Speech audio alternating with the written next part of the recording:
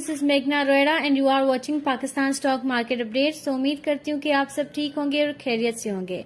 तो दोस्तों, मैंने पहले एक वीडियो बनाई थी 10 फंडामेंटल्स के ऊपर, जिसमें मैंने 5 फंडामेंटल्स जो होते हैं, जो इन्वेस्टर के लिए जानना बहुत जरूरी है, उसको समझना जरूरी है इन्वेस्टमेंट से पहले, वो बताए थे। और अभी जो नेक्स्ट 5 है वो मैं आपको बताने वाली हूँ, जिसके फर्स्ट नंबर पे है पीएटी, प्रॉफिट आफ्टर टैक्सेशन। ठीक है, जिसका अगर आप किसी भी कंपनी का प्रॉफिट आफ्टर टैक्सेशन देख रहे हैं इन्वेस्टमेंट करने से पहले, तो आप ये देखें कि कंपनी का जो प्रॉफिट है वो हर साल 25% से ग्रो हो।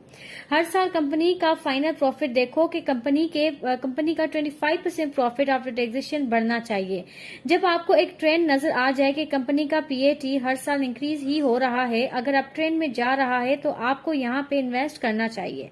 जिस भी कंपनी में आप इन्वेस्ट करें तो उनके पिछले 4 या 10 साल का नेट प्रॉफिट देखें। अगर 25% इंक्रीज हो रहा है तो मतलब टोटल रेवेन्यू के जितना पैसा आया उससे टोटल एक्सपेंस कट करें। ठीक है, तो जो टोटल रेवेन्यू होता है, ठीक है, उससे आप टोटल एक्सपेंस जब कट करेंगे तो आपको पीएटी मिलेगा, प्रॉफिट आफ्टर टैक्सेशन। और जो प्रॉफिट आया वो बढ़ रहा है या नहीं बढ़ रहा है तो आपको ऐसे पता चल जाएगा। तो वैल्यूएशन क्या होता है कि it is a slab of earnings. Total profits आपको चेक करने हैं भैया। प्रॉब्लम्स ये आती है कि शेयर मार्केट में आपको लोग सही से नॉलेज नहीं देते, सही से आपको बताते नहीं है। खास करके जो इन्वेस्टर्स होते हैं उनको सही से पता ही नहीं चलता कि वो किस कंपनी में इन्वेस्ट कर रहे हैं, क्योंकि उनको बीच में क्या होता है कि कमीशन आती है, 2% आपको ब्याज मिलता है। इस चक्कर में आपका पैसा इधर का उधर वो लगवा देते हैं और वो ऐसे नहीं करते कि आपका पैसा बस एक जगह पे रख के आपको सुकून से बिठा दें। ठीक है, उनको 2% ब्याज चाहिए होता है, कमीशन जो खाते हैं। ठीक है, तो वो आपको आराम से नहीं बैठने देते, आपको सुकून से नहीं बैठने देते, आपसे मींस ट्रेडिंग करवाते ही रहते हैं। और दूसरा होता है company revenue and unit sales. तो दोस्तों, अगर आपको ये वीडियो अच्छी लग रही है ना, तो आप इस वीडियो को लाइक करें, चैनल को सब्सक्राइब भी करें, क्योंकि ये वीडियो जो बनाई है वो बड़ी मेहनत से बनाई हुई है। तो आप इस वीडियो को लाइक करें और आपको यहाँ से बहुत अच्छी नॉलेज भी मिलेगी। अब जो दूसरा है 7 पे जो आता है, अब 6 तो मैंने बता दिए 5 पहली वीडियो में, और अभी 6 मैंने बताया। अभी हम 7 पे चलते हैं, जिसमें मैं आपको बताऊंगी कंपनी रेवेन्यू और यूनिट सेल्स। आप जिस भी कंपनी के शेयर्स बाय करें तो उनके रेवेन्यू भी देखें। ठीक है, उनका जो सेल्स के बाद रेवेन्यू आता है वो देखें, यूनिट सेल्स भी देखें, तो वो भी 10 to 15% हर साल क्या होगा, वो ग्रो करना चाहिए। कम से कम 10 या 15% कंपनी के सेल्स इंक्रीज हो। रेवेन्यू का मतलब है जो कंपनी की टोटल सेल्स बढ़ी हुई हैं। अगर इस साल 100 रुपए का प्रोडक्ट बेचते हैं तो नेक्स्ट ईयर 120 रुपीज का सेल करेंगे।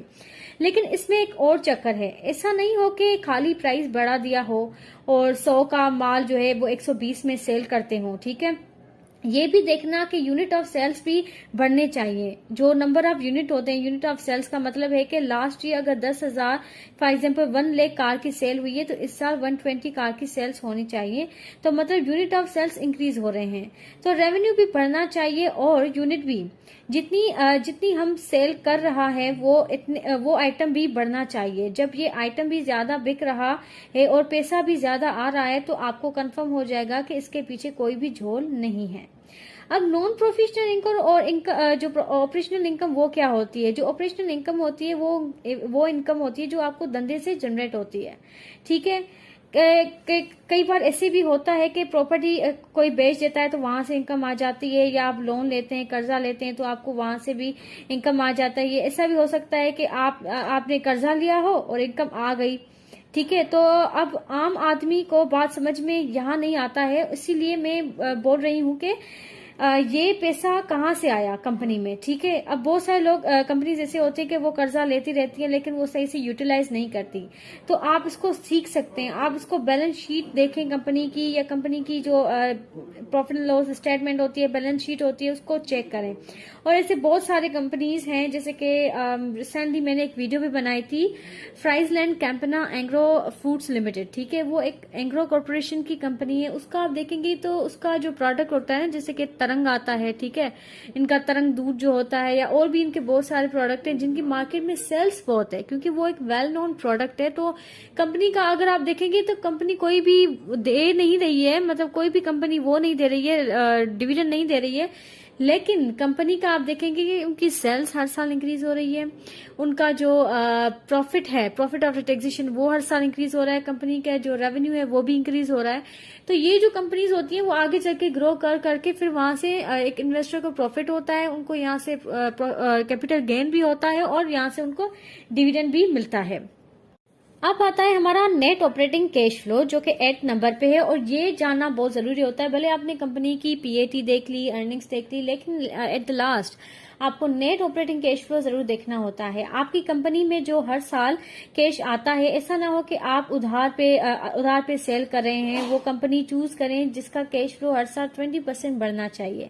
नेट ऑपरेटिंग कैश फ्लो का मतलब है जो बिजनेस से कैश आता है, इसको बोलते हैं ऑपरेशन का कैश। कंपनी में कैश 3 तरह से आता है, सेल्स और इन्वेस्टमेंट। आपने अपने एसेट बेच दिए, ठीक है, आपने अपनी कार बेच दी, बिल्डिंग बेच दी या मकान बेच दिया, तो भी कैश आ गया। लेकिन तीसरा होता है एक लोन, ठीक है, आपने लोन ले लिया तो भी कैश आ जाता है। लेकिन मैं जो यहाँ पे बात कर रही हूँ ना, वो किसी भी बिल्डिंग की लोन की बात नहीं कर रही हूँ, बल्कि मैं बिजनेस से जो जेन्युइन कैश जनरेट होता है उसके बारे में बात कर रही हूँ कि उसको हम ऑपरेटिंग कैश फ्लो कहते हैं। ठीक है, तो इसमें कोई लफड़ा नहीं। फॉर एग्जाम्पल किसी भी कंपनी का अगर ऑपरेटिंग कैश फ्लो इंक्रीज हो रहा है तो उसका मतलब ये है कि इसमें कोई लफड़ा नहीं है, तो इसको चेक करना चाहिए। बट मैं आपको एग्जांपल देती हूँ कि एक कंपनी है, उसका नाम XYZ कंपनी है, जिसका रेट 2017 में 4000 था और 2022 में इसका 5000 चल रहा है। और फॉर एग्जाम्पल कि उस कंपनी ने अभी 25% का इसने रिटर्न भी दिया है अपने कस्टमर को। इसका net operating cash flow 3000 crore था और अब जो उनका 3600 करोड़ हो गया है। तो जो अच्छा कैश फ्लो मेंटेन हो रहा है, देखो 3 अलग अलग चीजें होती हैं, CGP होती है। एक C for cash, G for growth and जो P होता है, P का मतलब होता है प्रॉफिट। फाइनल बचता कितना है, ये ऐसे भी हो सकता है कि कैश तो आ रहा है लेकिन सेल नहीं हो रहे, तो ग्रोथ नहीं हो रही। या हो सकता है कि आपके पास कैश भी आ गए और सेल भी बढ़ गया, लेकिन आपको मुनाफा नहीं हो रहा है क्योंकि सही दाम में नहीं मिल रहा बाजार से। तो कैश, ग्रोथ और प्रॉफिट, ये तीनों चीजें होनी चाहिए, तभी आप एक सही डिसीजन ले सकते हैं। और हमारा 9 पे आता है रिटर्न ऑन कैपिटल एम्प्लॉयड। अब जो रिटर्न ऑन कैपिटल एम्प्लॉयड वो होता है कि लोन, जो हमने लोन लेते हैं और हमारे पास जो शेयर होल्डर्स का फंड होता है, इसको मिला के हमारा कैपिटल एम्प्लॉयड बनता है। फॉर एग्जांपल 50 का मेरे पास लोन है और 50 की मेरे पास शेयर होल्डर से लिया हुआ है, तो जो मेरा 100 रुपए जो जनरेट होता है उसका मैं बिजनेस स्टार्ट करती हूँ और उसपे मुझे 20 रुपए का प्रॉफिट भी हो रहा है, मतलब मुझे 20% का प्रॉफिट ऑन कैपिटल एम्प्लॉयड हो रहा है। ये 20 रुपए से ज्यादा होना चाहिए हर साल। कर्जे का पैसा हो या शेयर होल्डर का पैसा हो, दोनों के पैसों को जोड़ दें, फिर दोनों को जोड़ के अगर वो 1 लाख है मेरे पास, तो 1 लाख पे मुझे 20,000 रुपए ऊपर से फाइनल मुनाफा साल के एंड में होना जरूरी है। अगर इतना भी नहीं हो रहा है तो इसका मतलब क्या है कि इन्वेस्टर के पैसे से खिलवाड़ हो रहा है, मींस उसके साथ गेम खेली जा रही है, उसका इस्तेमाल जो है वो सही नहीं हो रहा। तो वो रिटर्न ऑन कैपिटल एम्प्लॉयड में, मतलब ऐसे समझे रिटर्न ऑन कैपिटल एम्प्लॉयड का वो बंदा मारा ही हुआ है, ठीक है।